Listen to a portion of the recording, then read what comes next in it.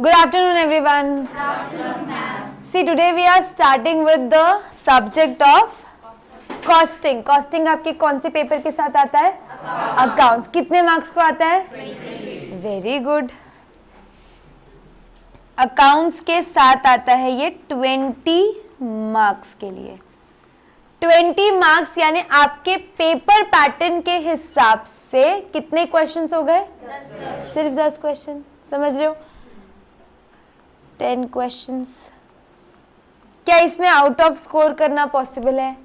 हाँ. क्यों? मैं सिखा रही हूँ. मेरा फेवरेट सब्जेक्ट है कॉस्टिंग. बोला है ना मैंने, मेरे को मैथ्स के इक्वलाइज में ही कॉस्टिंग पसंद है. उतना अच्छा सब्जेक्ट है ये.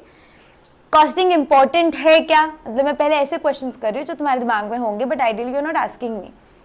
सो is costing subject important? Yes. Why? आपकी डिग्री का नाम क्या है? Cost and management.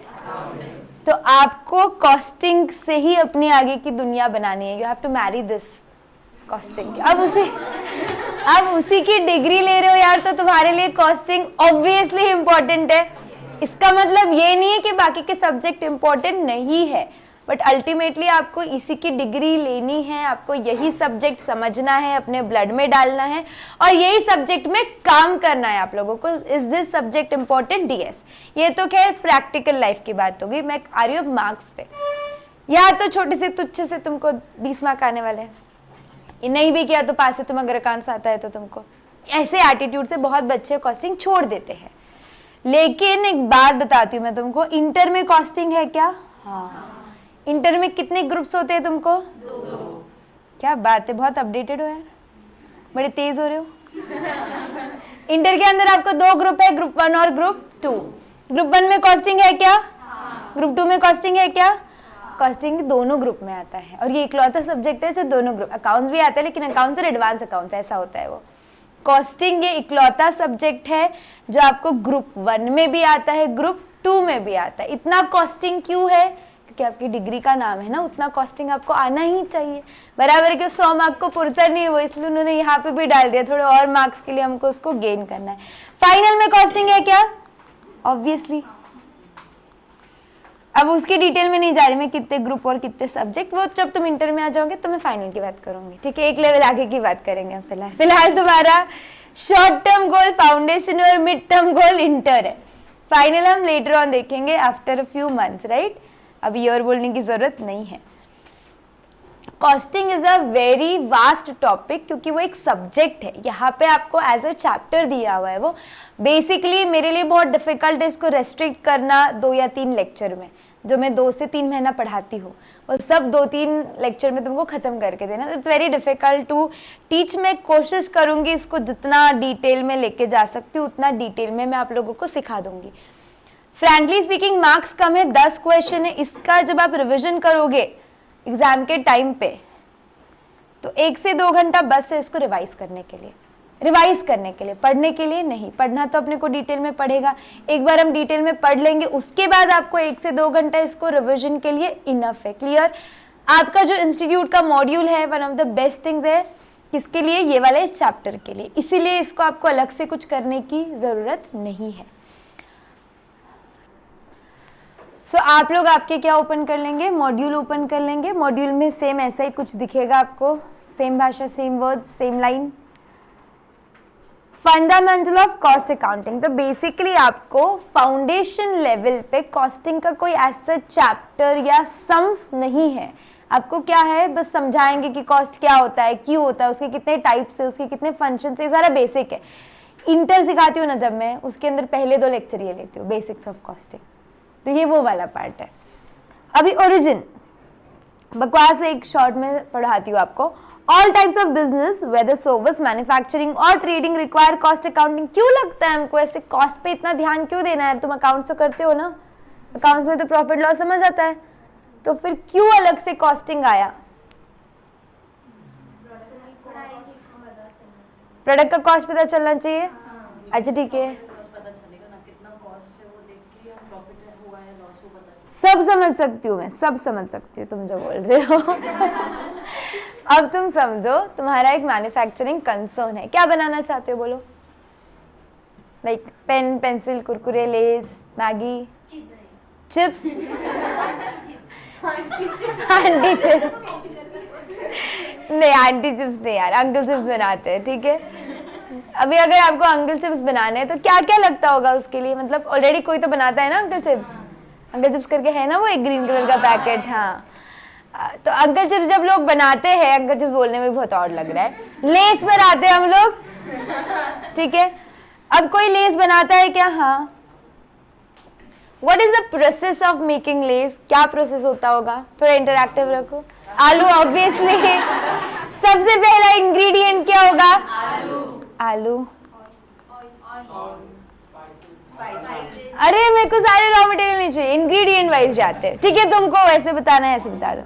ऑयल,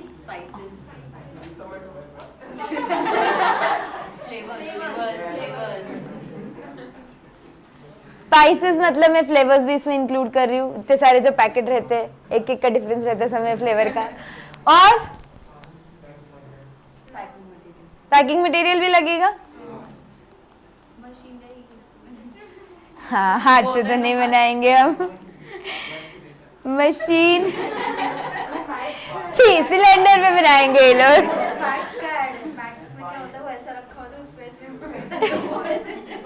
हाँ क्या, वाटर, थैंक यू। मेरे को लगा तुम लोग आलू बिना धोए सबको खिलाने वाले हो। मैं रुकी थी, कोई तो बोले यार वाटर लगेगा। बेसिक है, सबसे पहले आपको वाटर लगेगा, करेक्ट। अच्छा हुआ बोल दिया तुमने। और बस बन गए चिप्स? नहीं तो मशीन लिखी ना यार मैंने कितने बार। और हाँ, पैकिंग, हवा हवा लगेगी भरने के लिए लेस के पैकेट में। चलो अब मैं आपको इसका प्रोसेस समझाती हूँ। Sometime I show you the video also. अभी नहीं यार, स्पीकर मेरे ये नहीं है ना, नहीं तो मैं दिखा देती थी कल पक्का, ठीक है। अभी यहाँ पे क्या होने वाला ये है, पहले तल देंगे तुम आलू को। हाँ हाँ, नहीं तुम तो तल रहे हो, काट भी नहीं रहे हो, डायरेक्टली ऑयल। ये एक मशीनरी है जिसके अंदर है, क्या लगता है ठंडा ठंडा रहेगा? गरम रहेगा ऑब्वियसली। वाटर कैसा रहेगा? बॉइलिंग रहेगा। तो ये सिर्फ कंटेनर नहीं है, ये एक मशीनरी है जिसमें ऑलरेडी पानी क्या होता होगा? गरम होता होगा, राइट। इसके अंदर आप क्या डालोगे? आलू ले लो। उसके अंदर हम डाल देंगे आलू, ठीक है।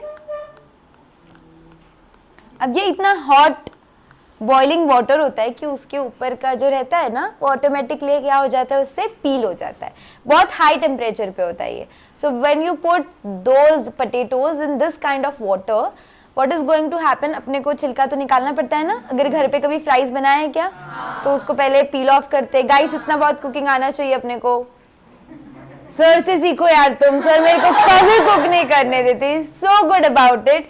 कि उनका एक्चुअली हमेशा से, अभी तो ठीक है शादी हो गई, उनको पता है कि मेरे को नहीं आता, लेकिन उससे पहले की मैं बात करूँ, उनका ऐसे बिलीव था ही नहीं कि यार तू खाना बना। उनको पता था कि मैं खाना नहीं बना सकती हूँ, एंड दैट्स अ बिलीफ यार। हम लड़कियां सिर्फ खाना बनाने के लिए नहीं होती, एटलीस्ट तुमको थोड़ा बहुत तो भी आता होगा, बट नॉट ओनली फूड। तो गाइस कुछ तो सीखो, थोड़ा बहुत तो आना चाहिए तुमको। अभी आलू की फ्राइज बनाना यार, मैगी तो कोई आंसर मत करियो मेरे को।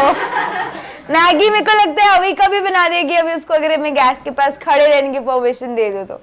मैगी के अलावा, वाह चाय आती है, मैं समझ सकती हूँ, लेकिन चाय जो तुम बनाते हो घर वालों को अच्छी लगती है। चाय बनाना इज एन आर्ट, बाकी कोई चीज बनाना मेरे को आर्ट नहीं लगता है। चाय बनाना इज एन आर्ट, क्योंकि हर एक का टेस्ट अलग होता है, वो टेस्ट को सेटिस्फाई करना। ओ माय माय, मेरे को चाय बनाना इसलिए तो और पसंद नहीं है। मैं एक बार का खाना तो बना दूं, चाय नहीं यार, वो घर वालों के टेस्ट को मैच ही नहीं कर सकती मेरी चाय, तो पता नहीं क्या प्रॉब्लम है। चाय इज डिफिकल्ट टू मेक। उसके अलावा कुछ, बिरयानी, कौन है बिरयानी? आर्यन, यार बोलो ना कौन बोला बिरयानी? आर्यन है पक्का। आर्यन तुम जिसने भी बिरयानी बोला है उसको बिरयानी लानी पड़ेगी। इट्स माय फेवरेट डिश यार। अभी तुमने बिरयानी बोली, अब तुमने नहीं लाई तो तुमको ऑटोमेटिक श्राप लग जाएगा। और तुम्हारा एग्जाम 12th का भी बाकी है, 12th का भी श्राप, फाउंडेशन का भी श्राप, ऐसे कैसे चलेगा? अब चुपचाप से बिरयानी ले आना, ठीक है? अभी और कोई बाकी की डिश बोल सकते हैं, मैं तुमसे नहीं मंगाऊंगी। वो बिरयानी था ना, इसलिए मैंने बोल दिया। वेज बिरयानी कुछ नहीं होता है, इट्स ऑल मिथ, झूठा है सब। अरे वो पुलाव होते हैं यार, वेज बिरयानी कुछ नहीं होती है। इट्स ऑल पुलाव, सोयाबीन और उसमें ज्यादा फर्क नहीं है, तुम खा के देखो।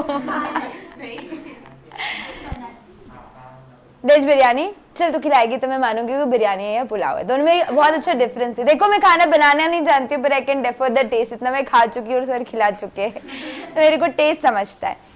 तो इसके अंदर क्या डालेंगे, coming back to the point, इसके अंदर आलू डालेंगे, वो ऑटोमेटिकली पील ऑफ होगा। पील ऑफ करना क्या है, जरूरी है। फिर यहां से ये क्या हो जाएगा, आलू ट्रांसफर हो जाएंगे किसके अंदर, इसके अंदर। क्या हम उठा उठा के एक एक आलू ट्रांसफर करेंगे? नहीं ना, ये ऑटोमेटिकली मशीन से ऐसे डिजाइंड होते हैं कि वो प्रोसेस अपने आप चलता रहता है। इधर पता है क्या होता है, ऐसे बीच में एक कटर होता है जो कंटिन्यूअसली क्या होता है, ऐसे स्पिन होते रहता है। व्हेन यू पुट आलू यहाँ पे, वो इससे टकराता है और एग्जैक्ट वैसे कटता है। आपने देखा होगा कि लेस का हर शेप सेम नहीं होता है ना, छोटे बड़े शेप्स होते हैं, बराबर कोई हाथ से थोड़ी काटते बैठा है, इस पे गिर रहे हैं, इस पे वो ऑटोमेटिकली क्या होते जाते हैं, स्लाइस होते जाते हैं। मशीन डिजाइन ही वैसा, एकदम शार्प एज होते हैं उसके, और वो गिराते भी इसी पे है। जब इस पे गिरते हैं और वो बाउंस बैक करता है तो क्या हो जाता है, वो कट जाता है। इस तरह से क्या बनते हैं आपके वो छोटे छोटे छोटे छोटे स्लाइसेस। अब मशीन में मैं उतना डिटेलिंग नहीं कर सकती, नहीं तो तुम बोलेंगे तो एक ही बार कट रहा है, उसके तो बहुत टुकड़े होंगे। मशीन वैसा होता है यार। अब यहाँ पे पीसेस हो गए, नेक्स्ट प्रोसेस क्या होता है, तो यहाँ पे एक फ्रायर रहेगा, क्या छोटू सा मशीन रहेगा बहुत बड़ा, जिसमें ऑयल रहेगा एट अ पर्टिकुलर टेम्परेचर। यहाँ पे जो स्लाइस हो रहा है वो इधर जाके क्या होगा, फ्राई होगा, राइट। नेक्स्ट नेक्स्ट नेक्स्ट, ऐसा एक सिलेंडर होता है, स्लीपिंग सिलेंडर। वो सिलेंडर में क्या जाते हैं, ये चिप्स जाते हैं। अब ये पूरा सिलेंडर कैसा होता है, रोल होता है। मैं मजाक नहीं कर रही, आप सच में लेस बनाने का प्रोसेस देख लेना। अभी मेरे को बहुत एग्जाम्पल लेने पड़ते हैं ना। अब मैंने यहाँ पे तुम्हारा चिप्स ले लिया, अब तुम जब इंटर में आओगे मैं चिप्स तो नहीं ले सकती, अब मेरे को कोई और एग्जाम्पल लेना पड़ेगा। ऐसे करके बहुत एग्जाम्पल है मेरे पास लेने के लिए, तो मैंने इतने वीडियोस देखे हैं। तो अभी आपको क्या करना पड़ेगा, ये वाला जो सिलेंडर है उसको स्पिन करना पड़ेगा। इसको जब स्पिन करेंगे तो इसका अंदर का जो, अभी आपने पेरी पेरी फ्राइज खाए क्या, फ्राइज होते हैं, पेरी पेरी पैकेट अलग होता है, उसको उसमें डालते हैं और ऐसे ऐसे शेक करते हैं क्या, तो तभी जाके मसाला मिक्स होता है ना। तो ये भी क्या कर रहा है, वो सारे चिप्स को शेक कर रहा है। अभी यहाँ के बाद जो निकलते हैं वो किधर जाते हैं, सीधा पैकेट में। ऐसे एक मशीन रहती है, यहाँ पे ऐसे पैकेट रहता है, इसके अंदर गिरता है, वो मशीन एक जगह पैक हो जाती है और फिर वो नीचे नीचे गिरते जाता है एक बॉक्स के अंदर। दिस इज द प्रोसेस, बाहर कोई नहीं है, यहाँ देख लो। This is the process of making आलू का चिप्स, राइट। तो जब हम आलू के चिप्स बना रहे थे तो हमको बहुत चीजें लगी। एक जो चीज लगी उसको हम क्या बोलते हैं, रॉ मटेरियल। क्या बोलते हैं हम, रॉ मटेरियल, यानी कच्चा मटेरियल जो अभी फिनिश्ड प्रोडक्ट में कन्वर्ट नहीं हुआ है, पर उसके बिना आपका फिनिश्ड प्रोडक्ट बनेगा भी नहीं। लाइक आलू, लाइक ऑयल, बराबर है क्या, और स्पाइसेस, ठीक है। रॉ मटेरियल के अलावा हमको क्या लगा, हाँ उससे पहले मैं आऊंगी, आपको लगेंगे इंसान, है ना। मशीन ऑन ऑफ, सही से काम चल रहा है क्या, कुछ डिफेक्टिव निकला है क्या, ये कौन देखेगा, इंसान, जिसको बोला जाता है लेबर। तीसरी चीज क्या मिलेगी हमको, अब बोल सकते हो मशीन्स। चौथी चीज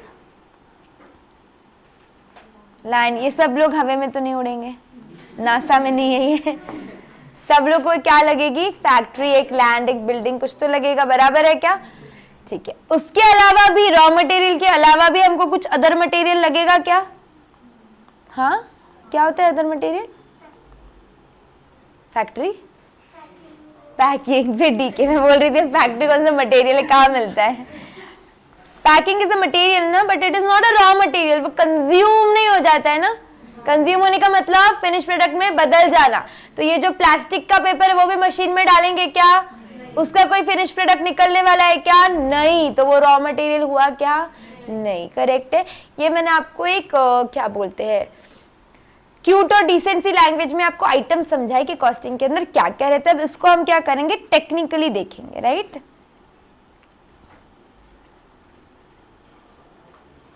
मीनिंग ऑफ कॉस्ट। अच्छा एक काम कर लेना यार, इतना पार्ट तो करके आना, ओरिजिन, कॉस्टिंग का ओरिजिन क्यों हुआ है, क्योंकि हर बिजनेस को जानना रहता है कि उसका कॉस्ट कितना है। अगर उसको समझा कि उसका कॉस्ट कितना है तो ही वो उसका प्रॉफिट निकाल सकता है, तो ही वो उसका सेलिंग प्राइस निकाल सकता है। तुमने सोच लिया हम एक पेन बेचेंगे 12 रुपए में, भाई देख लो ना पहले उसको बनाने का खर्चा कितना हो रहा है। तुमको बेचना है 12 में, वो तुम्हारी इच्छा हम समझ सकते हैं, हर इच्छा पूरी नहीं होती ना।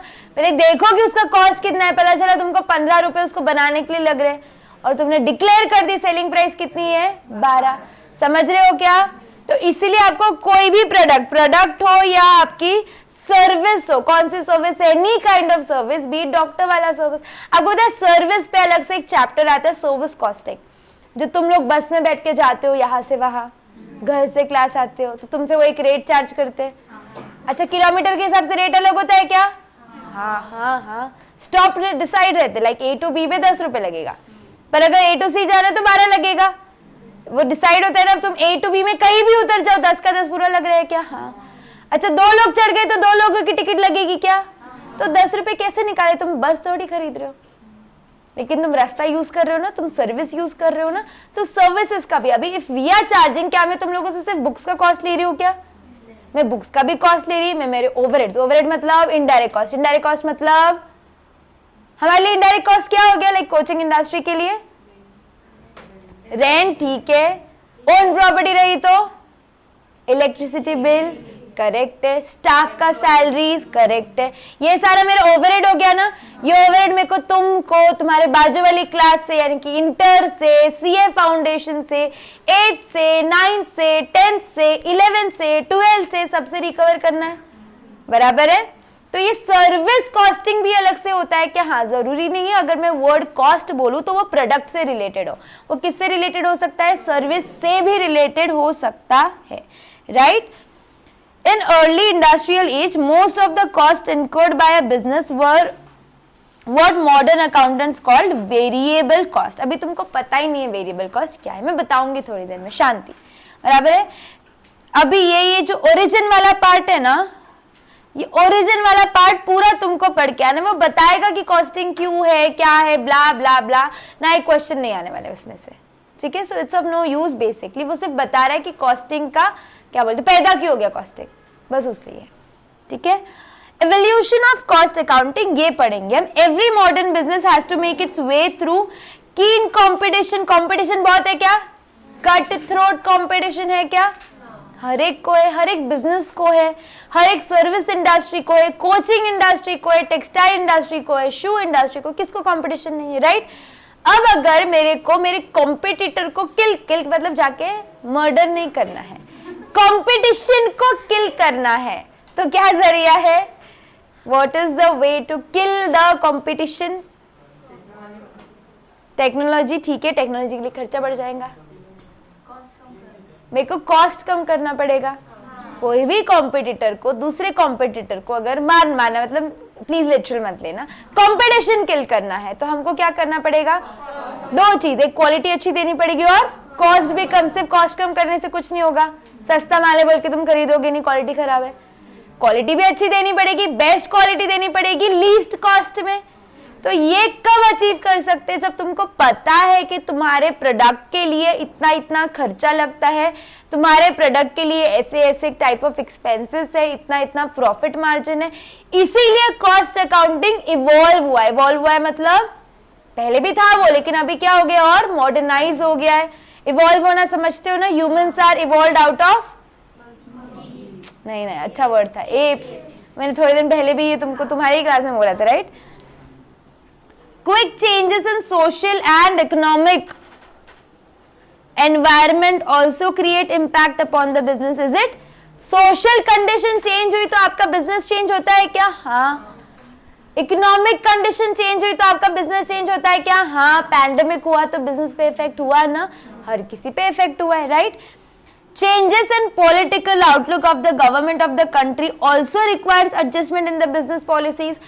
अभी बिल्कुल पहले एक्सपोर्ट इंपोर्ट अलाउड नहीं था, फिर एक्सपोर्ट इंपोर्ट अलाउड हो गया तो उसकी वजह से बिजनेस चेंज हुआ क्या? हाँ, पहले रेट ज्यादा थे एग्जिम के, एक्सपोर्ट और इंपोर्ट के, अभी रेट कम हो गए तो हमारा बिजनेस चेंज होगा क्या? हाँ।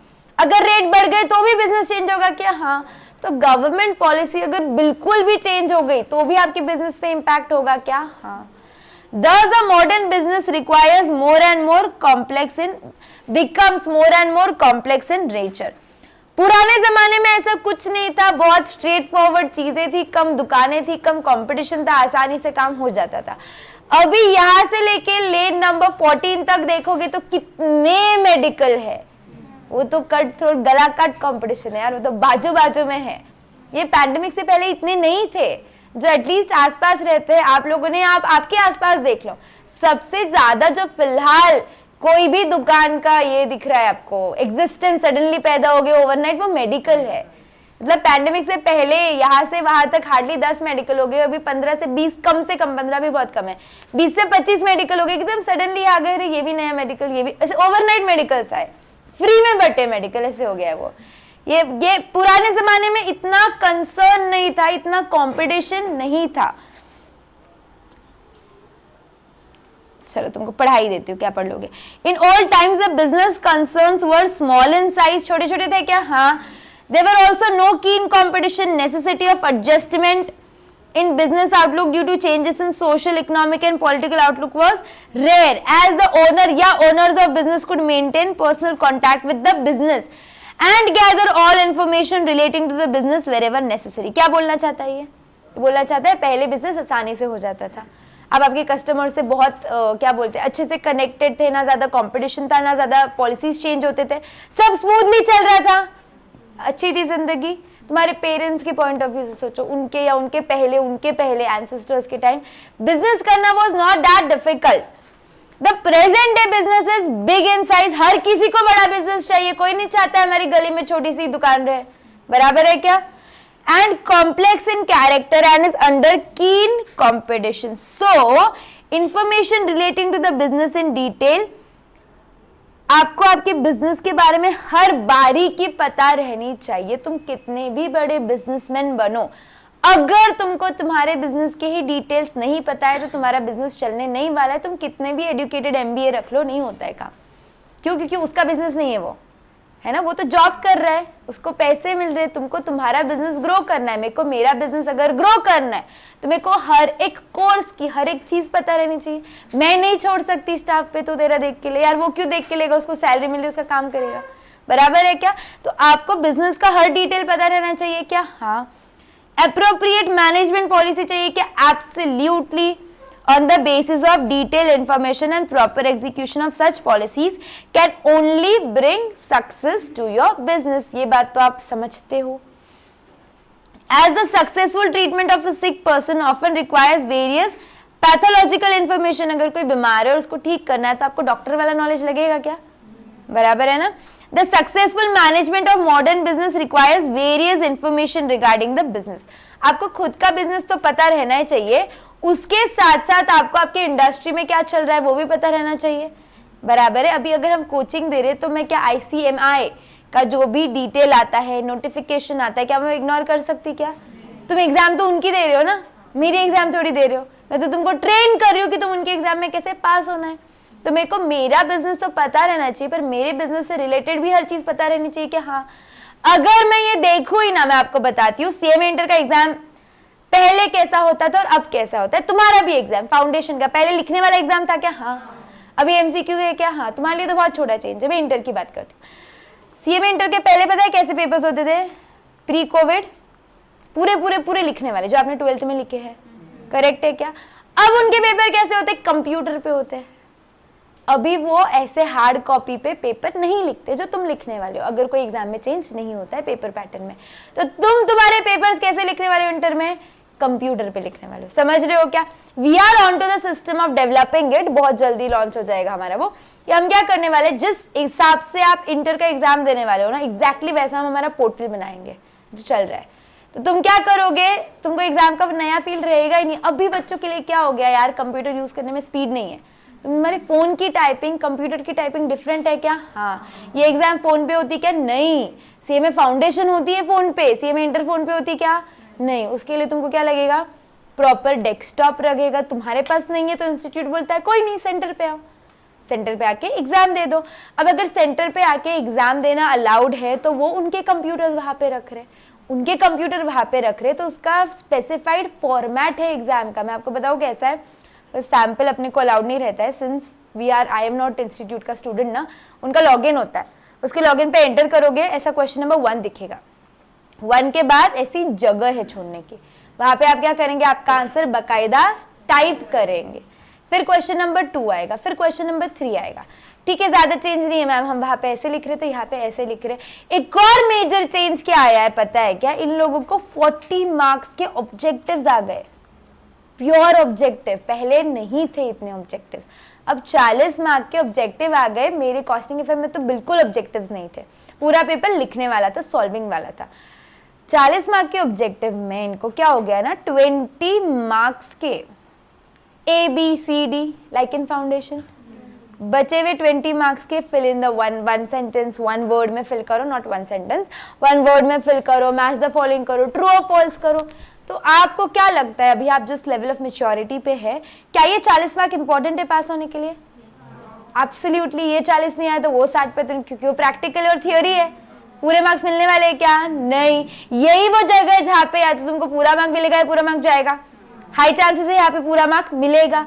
हम लोगों ने सस्पेक्ट कर लिया था जब उन्होंने पहली बार इतना इंटीमेशन दिया था कि ऑब्जेक्टिव्स आने वाले हैं। हम लोगों ने क्या किया है ना, हमारी एक बुक बनाई, जैसे तुम्हारी ऑब्जेक्टिव्स भी है जरूरी बुक है क्या, उनकी भी ऑब्जेक्टिव्स भी है जरूरी बुक है। अब उनकी ऑब्जेक्टिव्स भी है जरूरी वाली जो बुक है, उसके अंदर मैंने हर प्रकार का, हमने हर सब्जेक्ट का, दोनों ग्रुप के ऑब्जेक्टिव्स डाले हुए हैं। उसमें मेरा इनके मॉड्यूल से रिलेटेड इनके बहुत सारे स्टडी मटेरियल होते हैं। कभी आप आपका साइट देखोगे तो बिट MCQ होता है, वर्कबुक होता है, मॉड्यूल होता है, पास्ट पेपर होता है, RTP होता है, MTP होता है, ये सारी चीजें ना, लेकिन मिक्स है बच्चों को, क्योंकि हमने देखा है हमारे बच्चों को ये प्रॉब्लम फेस करते हुए। इससे पहले क्या देते थे हम, हार्ड कॉपी देते थे, लेकिन अलग अलग सब्जेक्ट की देते थे। फिर हमको रियलाइज हुआ कि बाहर वाले बच्चों को भी देनी है।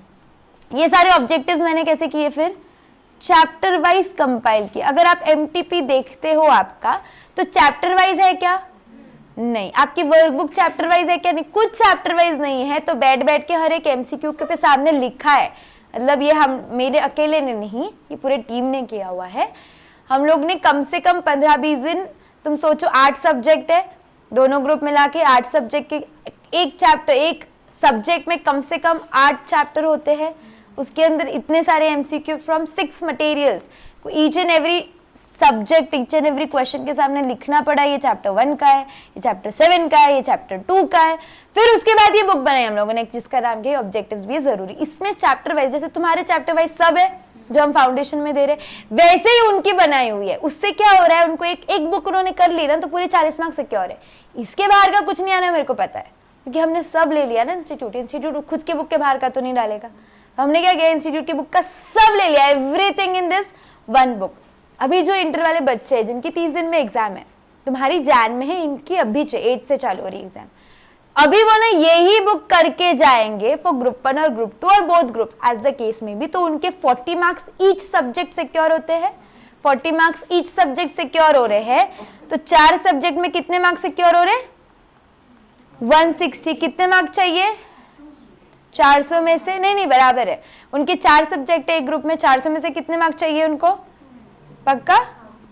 हर एक में 50-50 लगता है, बराबर है, जैसे तुम्हारी पासिंग है। तो अगर एक ग्रुप 400 का है तो उसमें से कितने मार्क्स चाहिए इन लोगों को? 200 पासिंग चाहिए। तो 40 में से ये देखो 160 तुम्हारे मार्क्स सिक्योर हो रहे क्या? ऐसे 160 नहीं आए, 120 30 भी आए, तो यार बाकी के मार्क्स तो तुम कहीं से भी ले आ सकते हो। तो ये 40 मार्क इंपॉर्टेंट है कि पासिंग के लिए? बहुत इंपॉर्टेंट है। मैं आपको समझा रही थी हमारा पॉइंट ऑफ व्यू। हमको समझ गया था कि हमारे बिजनेस में बहुत बड़ा क्या आने वाला है, एक चेंज आने वाला है। इंस्टीट्यूट ये 40 मार्क को वेटेज दे रहा है, इंपॉर्टेंस दे रहा है। हमने इमीडिएटली 15 से 20 दिन में ये एनालिसिस कंप्लीट करके सारा का सारा टाइप करके क्या कर दी, वो 600 पेज की बुक है वो, एक ग्रुप 1 की अलग 600, ग्रुप 2 की अलग 600, ये वाली बुक कंपाइल करके प्रिंट करा के दे दी। और ये हम लोगों ने सॉफ्ट कॉपी में, जो बच्चे बहुत दूर रहते हैं उन लोगों के लिए भी अवेलेबल करवा के दी है at some particular rate. Of course we are going to charge यार, 1 महीने की मेहनत है वो, फ्री में तो नहीं दे सकती हूँ मैं, राइट। तो ये हमने क्या किया, एंटिसिपेट किया कि हमारे बिजनेस में चेंज आ रहा है।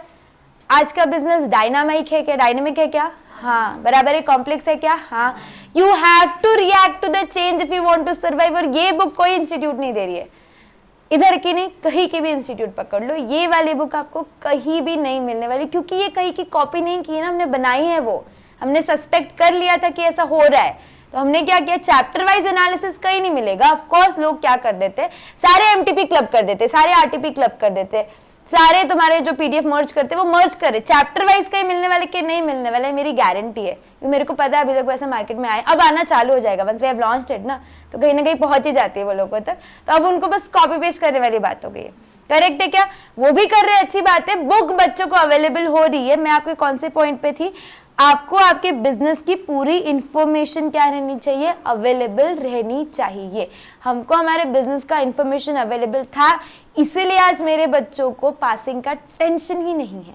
उनको पता है ना, ये मैंने उनको 1-1.5 महीने पहले दे दिया है, 1-1.5 महीने पहले उनके भी 2-3 बार ऑब्जेक्टिव करके हो गए, वो बकायदा ऑब्जेक्टिव के लेक्चर्स भी दे दिए मैंने उनको रिकॉर्ड करके, तो अभी उनका सब हो गया कि कवर 160 मार्क्स तो वो आराम से सिक्योर्ड है, करेक्ट। तो हमने समझ लिया था कि हमारे बिजनेस में चेंज आ रहा है, इन्फॉर्मेशन ले ली थी, क्या ले ली थी, मतलब हमने चुपके से नहीं निकाली, हाँ, इंस्टीट्यूट नहीं बताया कि ऐसा ऐसा होने वाला है, हमने बस उस पर क्विक एक्शन ले लिया, right. The traditional financial accounting fails to furnish all information necessary for managing a modern business successfully. Accounts जब आप करते हो, आपको कहीं अपॉर्चुनिटी कॉस्ट लिखना पड़ता है क्या, what do you mean by opportunity cost,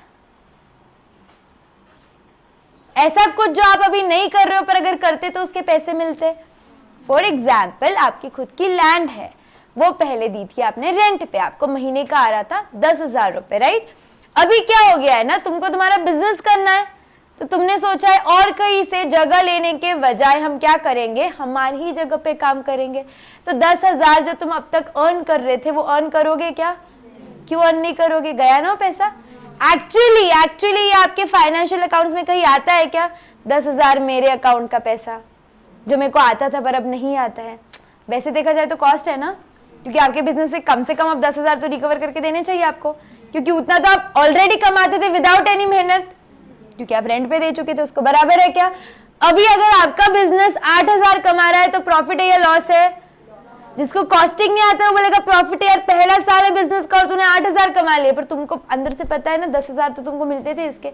इसको क्या बोला जाता है, अपॉर्चुनिटी कॉस्ट या नोशनल कॉस्ट। ये कहीं फाइनेंशियल अकाउंट्स में आता है क्या, नहीं, पर हम जब कॉस्टिंग करते हैं हमको ये चीजों का ध्यान देना पड़ता है।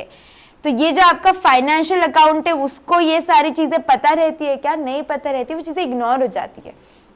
The branch of financial accounting जिसका नाम है cost accounting. So cost accounting is a branch of financial accounting, has evolved and made rapid progress during the last few decades. Decades यानी कि period of 100 या 10 years. This branch of accounting with its developing techniques and procedures has been rapidly expanding in the field of its application. In recent years, another aspect of accounting called management accounting has been developed. Accounting का ही एक branch है जिसका नाम है cost accounting. Accounting का ही दूसरा नाम है, दूसरा ब्रांच है जिसको बोलते हैं हम मैनेजमेंट अकाउंटिंग, वो भी आपको सिलेबस में है, ठीक है। Where financial accounting limits its activities in determining the financial result of trading during a given period of time, cost accounting takes the responsibility. हर इंसान थक जाता है ना, आपके पेरेंट थक जाओगे तो आप खुद अर्न करोगे, आप खुद अर्न करके थक जाओगे तो आपके बच्चे अर्न करेंगे, बराबर है क्या।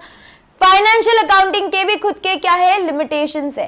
फाइनेंशियल अकाउंटिंग जिस पॉइंट पे आके थक जाता है वहां से कौन चालू करता है, cost accounting takes the responsibility of generating information for controlling operations with view of maximising efficiency and profit. Management accounting takes the duty of assisting the management. Cost accounting थक के मैनेजमेंट पैदा नहीं हो रहा है।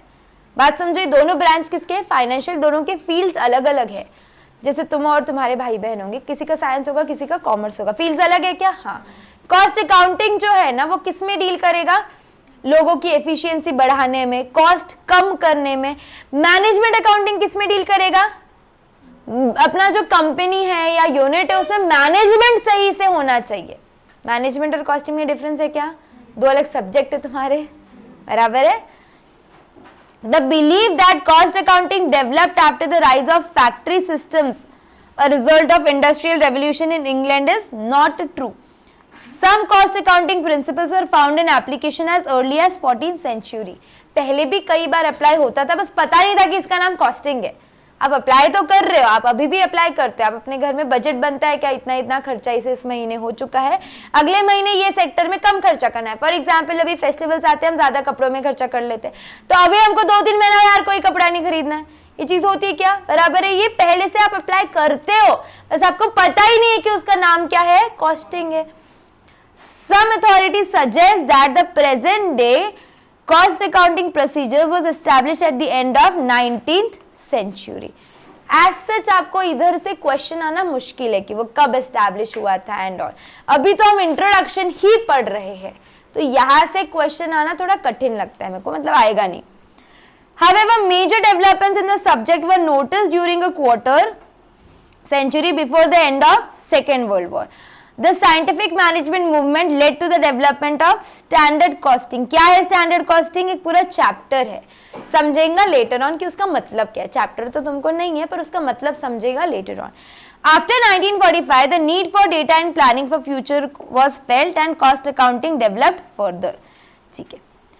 Cost audit also emerged as a branch and it is developing further. जैसे tax audit होता है, वैसे क्या होता है, कॉस्ट ऑडिट। कॉस्ट ऑडिट हर एक कंपनी को कंपलसरी नहीं है, एक पर्टिकुलर टर्नओवर का क्राइटेरिया होता है। अगर वो आप क्राइटेरिया आपकी कंपनी उतना फुलफिल कर देती है, उतना अर्न कर लेती है, तो ही आपको कॉस्ट ऑडिट क्या रहता है, एप्लीकेबल। क्या होता है कॉस्ट ऑडिट? वो आपको टैक्स ऑडिट समझेगा तो कॉस्ट ऑडिट समझेगा, not right now but in next year. अब हम आएंगे मीनिंग ऑफ कॉस्ट। अभी से आपके क्वेश्चन वाला पार्ट चालू हो सकता है, फिर भी चिल्लर पार्ट चल रहा है। फिर भी कॉस्ट का मतलब क्या होता है? कोई पर्टिकुलर चीज पे जितना हम खर्चा कर रहे हैं वो क्या? It is the amount of resources given up in exchange for some goods और सर्विसेज। आप एक आइसक्रीम खाने के लिए जितना कॉस्ट दे रहे हो या जितना पैसा दे रहे हो, उसको क्या बोलते हैं अपन? कॉस्ट बोलते हैं। It is the amount of resources given up in exchange for some goods और सर्विसेज। समझे क्या? The resources given up are expressed in monetary terms. तो आप कोई भी चीज खरीदने के लिए जितना पैसा दे रहे हो उसको क्या बोलेंगे हम? कॉस्ट। चले आगे।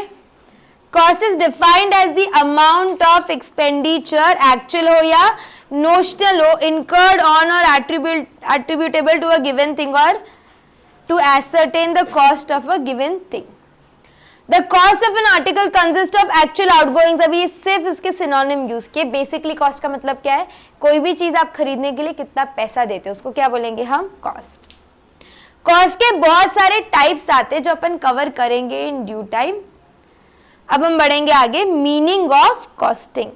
Costing is a technique. Costing क्या है? एक technique and process of ascertaining. What do you mean by ascertaining? Yes, determining cost. कोई भी पर्टिकुलर, फॉर एग्जाम्पल अब ये स्टाइलस है 10,000 का। ये स्टाइलस बनने के जब अगर 10,000 हम इसका बोलते हैं तो कैसे 10,000 आया होगा? वो एक टेक्निक है कि इसके पीछे कुछ लेबर लगा होगा, कुछ मशीनरी लगी होगी, कुछ मटेरियल लगा होगा, बराबर है कि कुछ टेक्नोलॉजी लगी होगी। तो सबका कॉस्ट मिला के क्या कर रहा है उन्होंने? ऐड करके क्या बोला? 10,000 का। Clear? This technique consist of principles and rules. क्या आपके अकाउंट्स प्रिंसिपल्स पे चलता है, रूल्स पे चलता है ना? याद है कि 3 गोल्डन रूल्स होते हैं? प्रिंसिपल होता है अक्रूवल का प्रिंसिपल, प्रूडेंस का प्रिंसिपल, याद आ रहा है? पक्का गोइंग कंसर्न का प्रिंसिपल, राइट? तो वैसे कॉस्टिंग के खुद के क्या होते हैं? कुछ प्रिंसिपल्स होते हैं which govern the procedure of ascertaining the cost of product and services.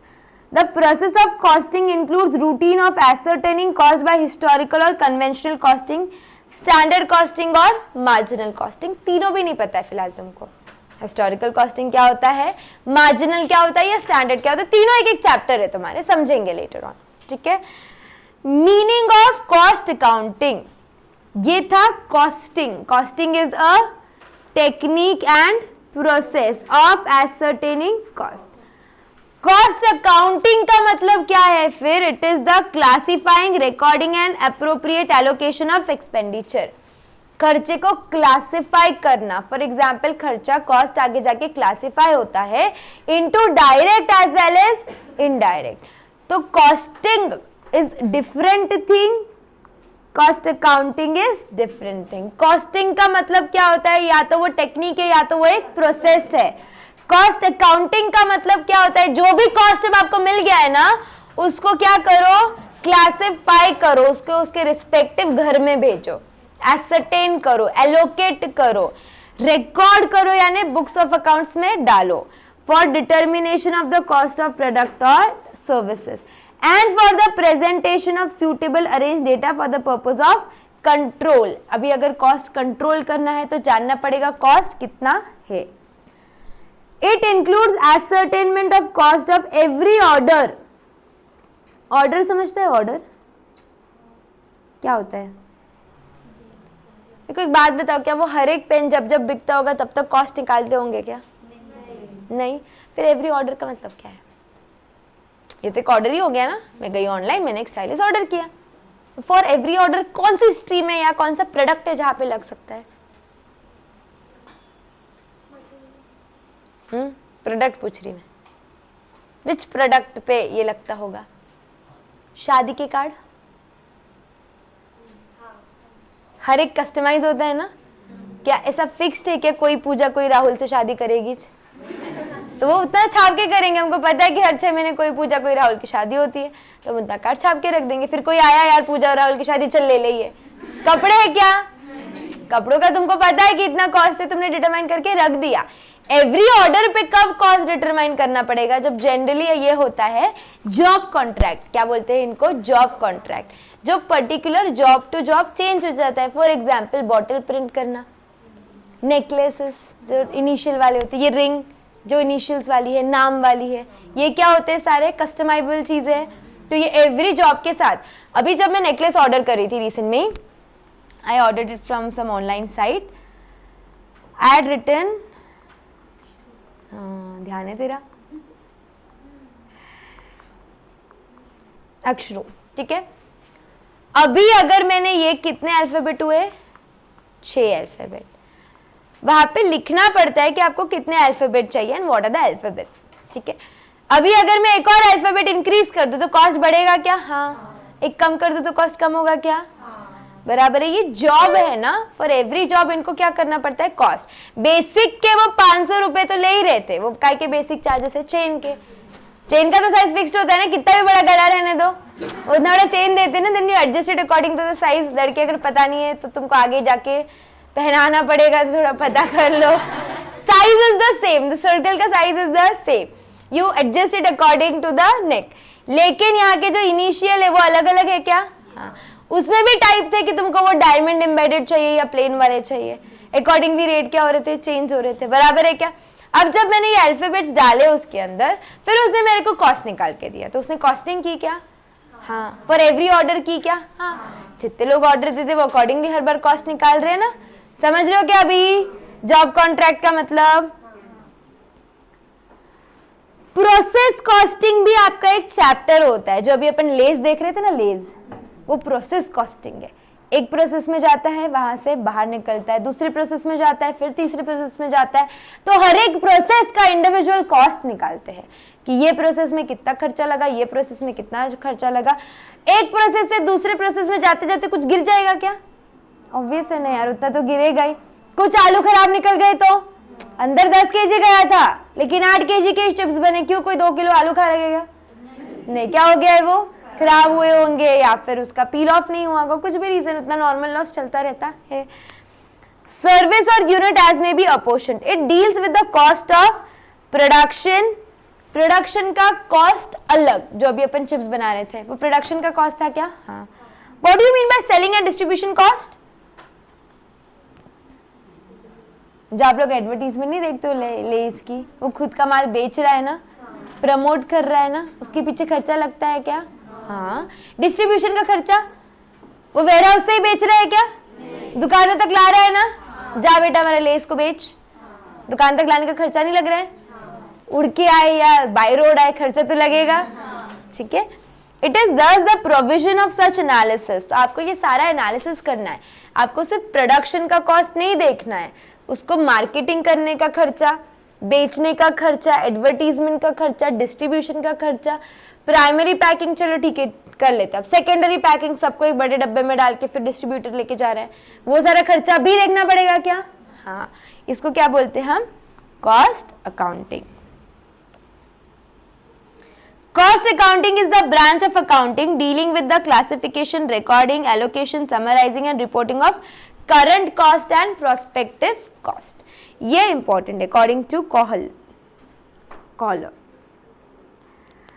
अब हम आएंगे मीनिंग ऑफ कॉस्ट अकाउंटेंसी। सबसे पहले आपने पढ़ा कॉस्टिंग, फिर आपने पढ़ा कॉस्ट अकाउंटिंग, फिर अब आप पढ़ रहे हो कॉस्ट अकाउंटेंसी। सब एक एक शब्द मर्ज्ड होते जा रहे हैं। Cost accountancy is the application of costing and cost accounting principle. ऊपर वाला कॉस्टिंग को भी वो अप्लाई कर रहा है। Cost accounting principles, methods and techniques to the science, art and practice of cost control. Cost control करने के लिए आपको कॉस्टिंग भी पता रहना चाहिए, कॉस्ट अकाउंटिंग भी पता रहना चाहिए, और वो दोनों के कॉन्सेप्ट को क्या कर रहा है? मिक्स कर रहा है with the intention of controlling the cost और reducing the cost. It includes the presentation of information derived. ऊपर से आपने जितनी भी इंफॉर्मेशन लेके आई ना, उसको क्या करेंगे आप? सही से प्रेजेंट करेंगे। For the purpose of managerial decision making, management को डिसीजन लेना है ना कि ये प्रोडक्ट बंद करे कि चालू करे, इसका खर्चा कम करे कि खर्चा बढ़ाए, प्रॉफिट मार्जिन कम करे या प्रॉफिट मार्जिन बढ़ाए, वो सब डिसाइड करने के लिए पहले तुम कॉस्ट दे दो कितना है, सेलिंग में कितना कॉस्ट है वो बता दो, डिस्ट्रीब्यूशन का कितना कॉस्ट है वो बता दो। हो सकता है हमको मार्केटिंग थोड़ी कम करनी पड़ेगी, बहुत खर्चा हो रहा है, right. Thus, cost accountancy is the science, art and practice of cost accountant. Cost accountant का काम क्या है? Cost accountancy करना with the help of costing, cost accounting, उसके सारे techniques, procedure, analyzing, recording, etc. It is a science. क्या ये science है क्या? हाँ। क्यों? सिस्टमैटिक नॉलेज है, लाइक इकोनॉमिक्स। याद है कि इकोनॉमिक साइंस भी होता है, आर्ट्स भी होता है, वैसे ही आपका जो कॉस्टिंग है, it is a science because it is a body of systematic knowledge having certain principles which a cost accountant should possess. It is an art. It is an art as it requires the ability and skill which a cost accountant is able. देखो, आपको सिर्फ knowledge होना जरूरी नहीं है, आपके पास वो skills होनी चाहिए। कॉस्ट कैसे रिड्यूस करना है, कंट्रोल करना है, कैसे रिकॉर्ड करना है, सही से प्रेजेंट करना है, ये सारी चीजों के आपके पास क्या होनी चाहिए? स्किल्स होनी चाहिए।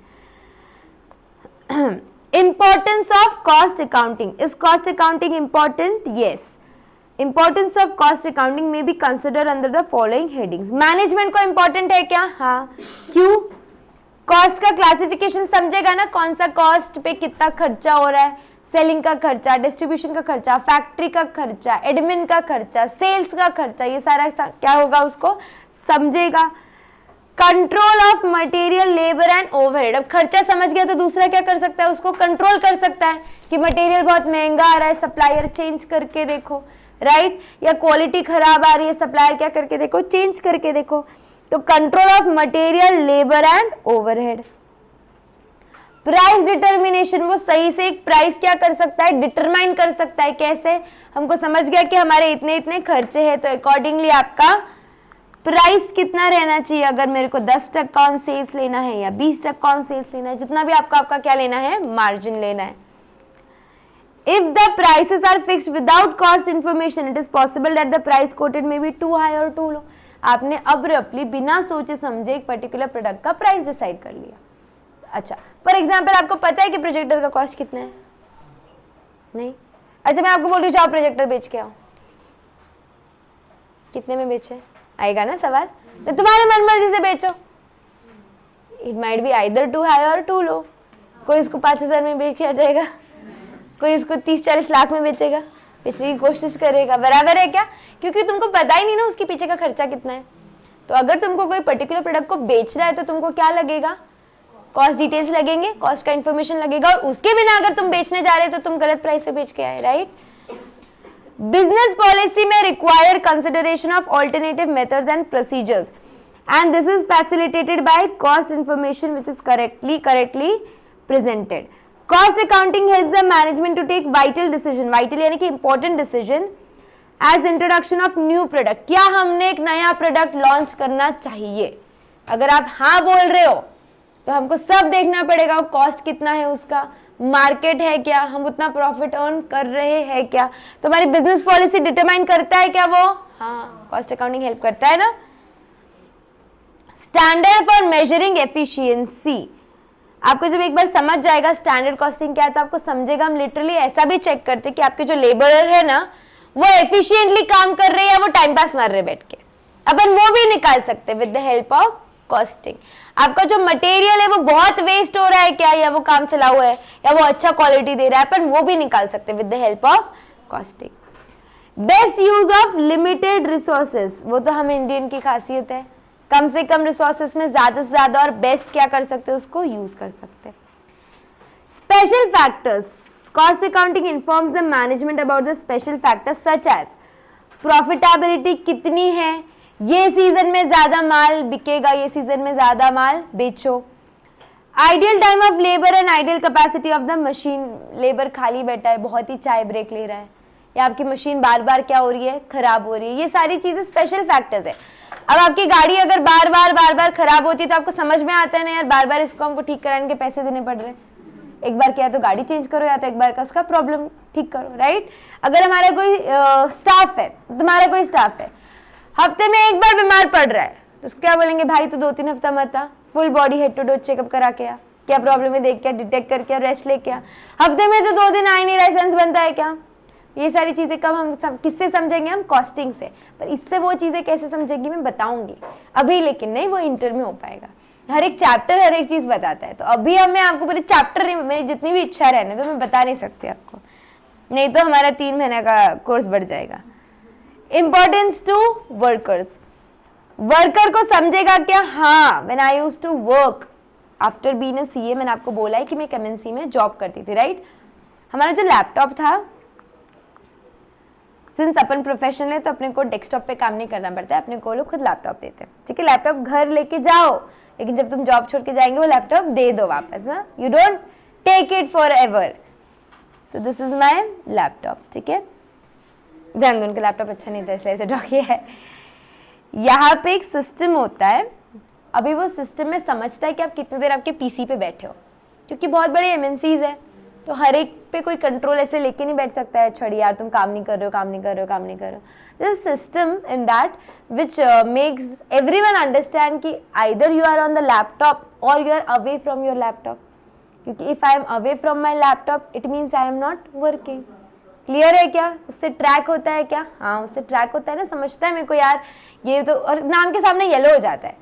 नाम के सामने येलो होने का मतलब क्या है? एक 5-10 मिनट से आपका एम्प्लॉय उसके डेस्क पे नहीं है। अगर रेड हो गया मतलब उसका लैपटॉप उसने बंद करके चला गया है, और अगर ब्लू है इसका मतलब वो अवेलेबल है, लैपटॉप पे काम करो या ना करो वो ट्रैक नहीं होता है। पर भाई उसका लैपटॉप चालू है और उस पर कुछ तो हो रहा है, वो इट इज नॉट स्टिल। अब उसके अंदर क्या हो रहा है वो नहीं समझता है, जब उनको समझता भी रहेगा उतना किसी के पास टाइम नहीं, इतना कोई वैल्यू नहीं है। इससे क्या हो रहा है, लेबरर के पास ट्रैक है क्या? ठीक है, अपन प्रोफेशनल अपन ऐसे हरकतें नहीं करते, बट मैं आपको बताती हूँ बहुत लोग ना इसकी वजह से डरते थे। हम जनरली क्या होता है, मेरा लॉगिन था सुबह 8 बजे का, 8 AM I was suppose to reach over there, it was very far, तो मेरे को निकलना पड़ता था 6:45, ऑफिस का ही बस हमारे इधर घर के पास आता था पिक करने के लिए मेरे को। तो अभी हम लोग 6:45 अराउंड 50 निकलते थे, फिर हम लोग पहुंचते थे। अब बस की टाइमिंग्स भी उन्होंने इतने पिक्यूलरली डिजाइन किए थे कि बस लेट हो के भी तुमको 8 बजे पहुंचा ही देती है, तो वो नहीं हो सकता यार तुम्हारी बस लेट हुई इसलिए मेरा काम लेट चालू हुआ। तो 7:50 around we used to reach over there, क्योंकि यहाँ पे रीच है तो हमारा ऑफिस उधर है, इमेंसी है ना, बहुत दूर है, ऐसे चिपक के बाजू में एंट्री करो तुमको तुम्हारा डेस्क नहीं मिलेगा। फिर वहाँ तक अंदर जाओ, फिर लॉग इन करो खुद के आईडी कार्ड से, खुद का सिस्टम चालू करो। तो दे यूज टू मेक श्योर कि हम 10 मिनट पहले एम्प्लॉय वहाँ पहुँच जाए, क्योंकि 8 AM शार्प क्या होना चाहिए, हमारा काम चालू होना चाहिए। अब अगर मैं 8 AM को काम चालू कर रही हूँ, I use to work till 5 PM। कितना घंटा होता है जरा गिनो? हाँ, तो 8 to 5 कितना घंटा होता है? स्क्रीन गई भी तो 10 घंटा होता है पक्का। अभी 5 to 5:15 हमारा लॉग ऑफ टाइम था। इसके अंदर वो अज्यूम करते थे कि 1 आध घंटा एम्प्लॉय क्या करेगा, बीच में ब्रेक लेगा, विच इज ऑब्वियस। सुबह हम लोग आते थे 8 to 8:30 we use to work, और 8 to 8:15 we use to work. फिर उसके बाद हम लोग 10 मिनट्स का क्या लेते थे, ब्रेक। इतने मैंने रूल्स फॉलो नहीं किए थे, क्योंकि मैं इनिशियली कुछ दिन काम की, फिर मेरे को समझ गया मेरे बस की बात नहीं है, मेरे से जॉब नहीं होना है। लेकिन फिर भी मैंने फिर एक्सपीरियंस होल 1 ईयर और से थोड़ा ज़्यादा काम किया है। But in my back of the mind ऐसा नहीं था कि यार मेरे को फॉरएवर जॉब ही करना है। सब बेवकूफ़ी है, नहीं हो सकता है मेरे से। I realized it touch wood early at my life. तो मैं उतना क्या बोलते, इतनी भी सीरियस नहीं थी कि 10 का 11 मिनट हुआ तो अब डांट पड़ेगी, फट जाइए ऐसे। लेकिन एम्प्लॉयज़ जिन लोगों का सीरियसली यही प्लान था, या जिनके पास कोई बिजनेस बैकअप नहीं है, या जिनको कोई बिजनेस करने का मूड नहीं है, तो वो लोग employees were so peculiar about the time कि वो ना 10 मिनट का 10 मिनट ही ब्रेक लेते थे, 11वां मिनट भी नहीं हो सकता। कैफेटेरिया में कोई तो जाके देखो कितनी गर्दी है, मतलब तुम ऑर्डर दे रहे हो, ऑर्डर आने को 5-7 मिनट लगते, फिर 2-3 मिनट में कौन खाएगा यार, ऐसा कौन, इतना कौन करेगा, इतना मैं नहीं कर सकती। लेकिन लोग करते हैं, ऐसा नहीं है कि कुछ गलत है, पेक्यूलर है टाइम को लेके। 10 मिनट से अभी आप चले गए ना, 1, 2, 4, 5 मिनट हो गए तो आपका सिस्टम येलो हो जाता है। अभी वो क्या हो गया, येलो हो गया। अभी आपके जो HODs भी रहते हैं ना, वैसे टाइम फ्रेम में डिसाइड होते हैं कि कुछ HODs 8 बजे वाले लॉगिन में आ रहे हैं, 2 लॉगिन के टाइम होते थे, या तो तुम 8 AM को आओ, या तो तुम 10 AM को आओ, 10 से 7 बजे तक रहो। फिर अकॉर्डिंगली आपकी बस आप पिक करो। अगर आप 10 बजे आ रहे हो और 5 बजे जा रहे हो तो बस तो लेके जाएंगी, वो कार ट्रेस कर लेगा ना तुम कितने घंटे बैठे थे। समझ रहे हो क्या, ये सब क्यों होता है इतने डिटेल में। अच्छा, लंच के टाइम भी I am telling you 30 minutes, ठीक है, लोग अवे रहते थे, लिख के आता था from 30 minutes away, 35 minutes away, 40 minutes away. और ऐसे नहीं कि सिर्फ तुम्हारे HOD को दिखता था, everyone who is in the organisation can see anyone's तुम कितने टाइम से अवे हो या कितने टाइम पे तुम काम कर रहे हो। ठीक है, अभी अगर 30 मिनट्स अवे है, 45 मिनट्स अवे, चल ठीक है, लंच ब्रेक 30-40 मिनट्स होता है। फिर शाम में भी लोग जाते थे ना, ऑब्वियसली 3 ब्रेक तो बनते, शाम में भी लोग जाते थे। इसका बहुत मिसयूज भी करते लोग, क्योंकि तुम बहुत टाइम काम ही नहीं करो, बहुत टाइम काम ही नहीं करो, क्योंकि हर किसी के उधर उसका बॉस नहीं बैठा होता है देखने के लिए तुम काम कर रहे हो नहीं कर रहे हो। उसके लिए क्या सिस्टम था पता है क्या, वो बायोमेट्रिक्स तो चेक करता ही था तुम्हारे कितने आज तुम इन दी ऑफिस थे। लेकिन तुम लोगों को फ्राइडे बिफोर लीविंग हर दिन वो एक्सपेक्ट करते थे कि 8 घंटा काम होना चाहिए, बाकी का 1 घंटा ब्रेक समझ के। कितना होना चाहिए, 8 घंटा तो तुम्हारा कम से कम टाइम होना चाहिए, उससे ज़्यादा करो well and good. Minimum 8 hours का टाइम कार्ड भरना होता है हर एम्प्लॉय को। तुम HOD रहने दो, तुम ओनर रहने दो, टाइम कार्ड भरना होता है। टाइम कार्ड मतलब तुमने ये टाइम पे कौन सा काम किया, ये टाइम पे कौन सा काम किया, पूरे हफ्ते भर का 1 दिन में भर के जाओ। अब अगर ये टाइम कार्ड नहीं भराना तो उस पर्टिकुलर वीक की सैलरी नहीं मिलती थी। टाइम कार्ड नहीं भरा तो इससे क्या हो रहा है, ट्रैक हो रहा है। ये सब कॉस्टिंग है बेटा, बात समझो। इन्होंने क्या किया है ना, सारे लेबरर्स पे एक ट्रैक रख दिया है। If you are coming you should work, if you are not working why are they going to waste their money. क्या कर रहे वो यहाँ पे, कॉस्ट कंट्रोल कर रहे। अगर मैं आपको जो बता रही थी ना एफिशिएंसी और इनएफिशिएंसी वाली बात, यही कही था आइडियल टाइम ऑफ लेबर। इतने हजारों में लेबरर्स थे मेरे कंपनी में, किसको समझेगा कौन कितना काम कर रहा है नहीं कर रहा है, बराबर है क्या। तो इसीलिए उनको ये सिस्टम डिज़ाइन करने पड़ते हैं। उससे ना अच्छा तुम 8 घंटे का टाइम जो डाल देते हो ना, ये टाइम कार्ड तुम्हारा बॉस एक्सेप्ट या रिजेक्ट करता है, क्योंकि तुम अगर सबमिट करो तो कोई तो चेक करता होगा।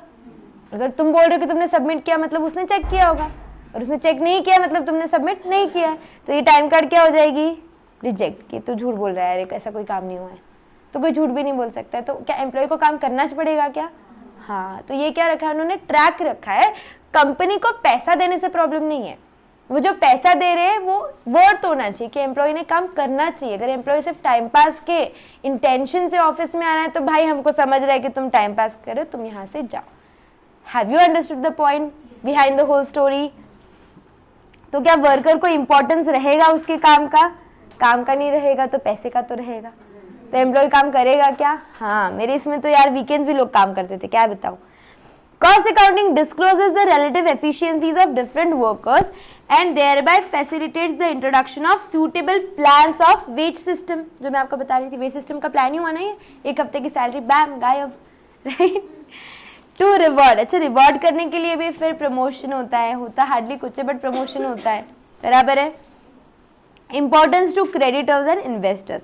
It enables the creditors and investors to judge the financial strength and credit worthiness of the business। आपका बिजनेस कितना स्ट्रॉन्ग है, कितना एफिशिएंट है, ये किसको समझेगा? क्रेडिटर्स एंड इन्वेस्टर्स को, with the help of cost accounting. Government को इंपॉर्टेंस है क्या? बहुत ज्यादा इंपॉर्टेंस है। गवर्नमेंट को समझना चाहिए हर एक पर्टिकुलर प्रोडक्ट का कॉस्ट कितना है, ताकि वो उस पर कितना टैक्स लगाए। अगर पता है ये प्रोडक्ट सस्ता मिलता है तो थोड़ा ज्यादा टैक्स ले सकते हैं। प्रोडक्ट ही बाय डिफॉल्ट महंगा है तो ज्यादा टैक्स लेना जायज नहीं है, एम्प्लॉयज उतना नहीं देंगे या वहां के काम करने वाले लोग उतना नहीं देंगे। Importance to general public, general public के लिए तो कॉस्टिंग बहुत ज्यादा इंपॉर्टेंट है, हर प्रोडक्ट की इंपॉर्टेंट है।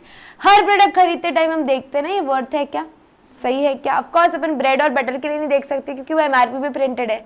जो चीजें एमआरपी पे नहीं है लाइक सब्जी, देखते या नहीं देखते। तो जनरल पब्लिक को हर एक प्रोडक्ट का कॉस्ट क्या है, important. In fact for MRP items आप देखोगे क्या वो वर्थ इट है, क्या वो महंगा है। बिग बाजार डीमार्ट जाएंगे तो एक ही प्रोडक्ट के 4-5 अलग अलग रेट के अलग अलग कंपनीज की चीजें होती है, फिर आप रिलेट करते हो ना कौन सा क्वालिटी भी दे रहा है और कौन सा सस्ता भी है। हर इंसान कितना भी रिच रहने दो ऑब्वियसली इतना एनालिसिस रखता है, या कितना भी पुअर रहने दो इतना एनालिसिस रखता है कि यार हम जो पैसा दे रहे उससे वर्थ ही आना चाहिए। किसी के पास ऐसा पैसा नहीं होता कि जाओ वेस्ट करो, करेक्ट है क्या। तो ये हमने क्या देखा, कहाँ गए हम लोग, importance to management. Importance to management में आपने ये सारे पॉइंट्स पढ़े। अभी क्लियर, किसी को डाउट है क्या? ओके, इसके बाद का पॉइंट है differences between financial accounting and cost accounting. इतना हम करेंगे कल, उसके बाद अपन मैनेजमेंट अकाउंटिंग स्टार्ट करेंगे। ओके, चलो देन बाय बाय, वेलकम।